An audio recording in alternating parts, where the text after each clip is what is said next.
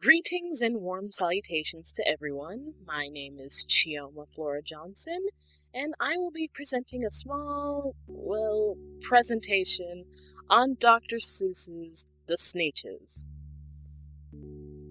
The story, written by Theodore Seuss Geisel, aka Dr. Seuss, was initially published in 1953 with three other stories: The Zacks, Too Many Daves, and What Was I Scared Of? Sad to say, those latter three stories are usually pushed into the shadows of obscurity, with the Sneetches itself in the same level of deep digging as The Butter Battle Book and Bartholomew and the Oobleck. The story of the Sneetches is a none too subtle fable about racism and discrimination, as Dr. Seuss was pretty well known for not dumbing things down for children, but presenting them in means by which they could understand. Other examples include The Butter Battle Book being an allegory for the Cold War, Yertle the Turtle reflecting Adolf Hitler's rise to power in Europe, and Horton Hears a Who being Seuss's reflection on how Japanese-American voices were ignored during most of World War II. Back to the Sneetches, we're given a scene of a far-off beach inhabited by strange, yellow, avian-esque creatures known as the Sneetches. They're all similar in biology and nature makeup, save for the fact that some Sneetches are born with green stars on their stomachs, while others remain plain. Henceforth, the Sneetches with stars start to belittle and torment those without, the plain Sneetches eventually becoming second-class citizens. One day, however, a creature named Sylvester McMonkey McBean drives onto the beach and offers the downtrodden, plain-bellied Sneetches the opportunity to gain stars on their own stomachs. For $3. Equality isn't cheap, apparently. Naturally, the plain Sneetches flock to the treatment, much to the chagrin of the original star-bearing Sneetches, because they don't want to lose their lovely important social status. Luckily, McBean has a solution: a machine to get rid of their stars so that they can remain special. For $10. Superiority complexes aren't cheap either. The original Starbelly Sneetches take to the treatment en masse, prompting the new Starbellies to rush to get their stars removed, allowing the entire affair to devolve into a chaotic mess until the Sneetches get so confused that they can't tell who was originally who.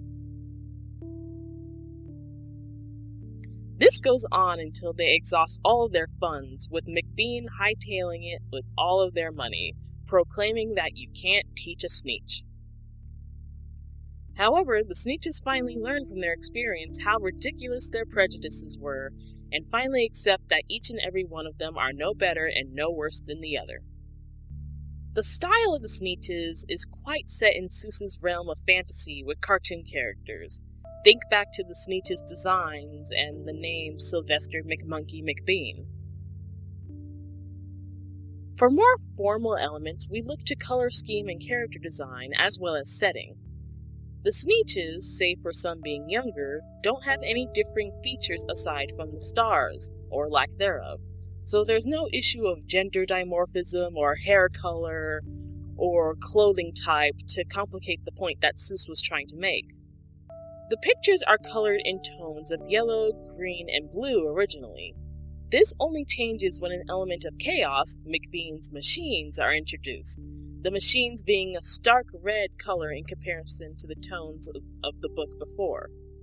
As for lines, all of Seuss's drawings have this sort of sketching quality to them, as if he's verbally telling these stories and drawing pictures to accompany his words as he's speaking to children.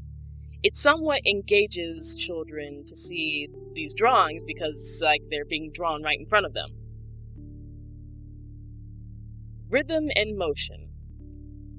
The Sneetches in of itself is a very small story, and if you can find an edition that contains the story by itself, it is a very light, portable read for children.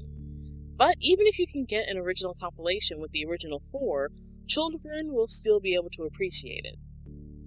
The text is incorporated into the pictures, allowing for children to appreciate the pictures before gaining context from the text. Now, as many recent critics have contested, Dr. Seuss's use of words can confuse some children who may hang up on Seuss-born words such as Sneetches and thars. However, a lot of children can simply appreciate the nonsensical rhyme and see the message Seuss was trying to present for what it was. Characterization. The Sneetches are bird-like creatures who are made to be blatantly identical to each other, aside from the few who are born with stars on their stomachs.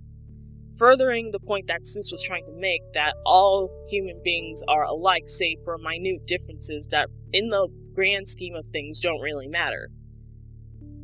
McBean, however, is a mixture between a man and a monkey, foreshadowing that he has a sort of trickster nature in that his intentions may not be exactly pure. Even McBean's machines, bit of a rhyme there, are designed to be chaotic and hectic. However, whereas McBean is more of a neutral evil, just doing what he pleases to get what he wants, the machines are more of a lawful evil, a chaotic force to break the situation of the Sneetches and get them to see the fault of their ways.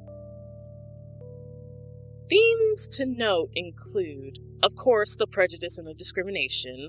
The story is Dr. Seuss's satire on the issue of racism. However, we can also look at the ignorance that bigotry breeds. If it really weren't for the Sneetches enacting this far-fetched ideal of superiority and inferiority, they wouldn't have let their insecurities take over and blind their judgment, prompting them to be swindled out of house and home to get a non-existent upper hand. So, yes, that is my presentation in the grand scheme of things. I hope that this has given a bit of insight to the Sneetches that maybe some people didn't have before, and I hope you all have a blessed weekend.